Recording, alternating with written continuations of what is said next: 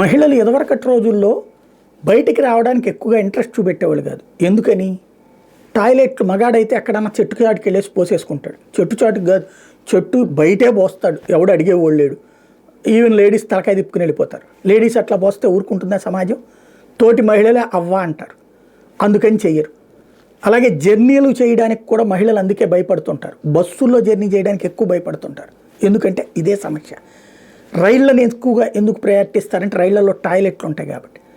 అసలు సమస్య ఏంటంటే రైళ్లలో టాయిలెట్స్ ప్రయాణికులందరికీ ఉన్నాయి, కానీ రైల్వే డ్రైవర్ లేదా వాళ్ళని పైలట్ అని కూడా పిలుస్తుంటారు, లోకో ట్రైన్స్ ఇట్లాంటి వాటిలో వాళ్ళకి టాయిలెట్స్ లేకపోవడం అన్నటువంటిది సమస్యాత్మకమైపోతుంది.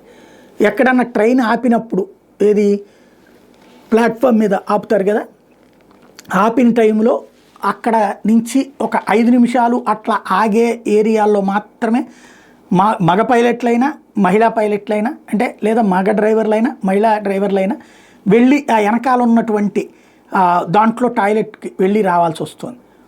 అదే కొన్ని సూపర్ ఫాస్ట్లు అయితే 2 నిమిషాలకు మించి ఆగవు. అట్లాంటప్పుడు ఒగ్గబట్టుకుని కూర్చోవాల్సి వస్తుంది. తీవ్ర నరకం అనుభవిస్తున్నారు. చివరికి మంచినీళ్ళు తాగితే ఏమైపోతుందని బాధ. తాగకపోతే వాళ్ళకి అక్కడ ఉన్నటువంటి డీహైడ్రేషన్కి సమస్య, తాగితే ఇదొక సమస్య, టాయిలెట్కి ఎట్లా వెళ్ళాలన్నటువంటి బిగబట్టుకుంటే దానివల్ల కిడ్నీలు దెబ్బతింటాయి. ఇది ఇప్పుడు రైల్వే శాఖ దృష్టికి తీసుకెళ్తున్నారు డ్రైవర్లు. మిగతా బోగీలకు పెట్టినట్టే తమ ఇంజన్కి కూడా ఒక టాయిలెట్ పెట్టాలని అడుగుతున్నారు.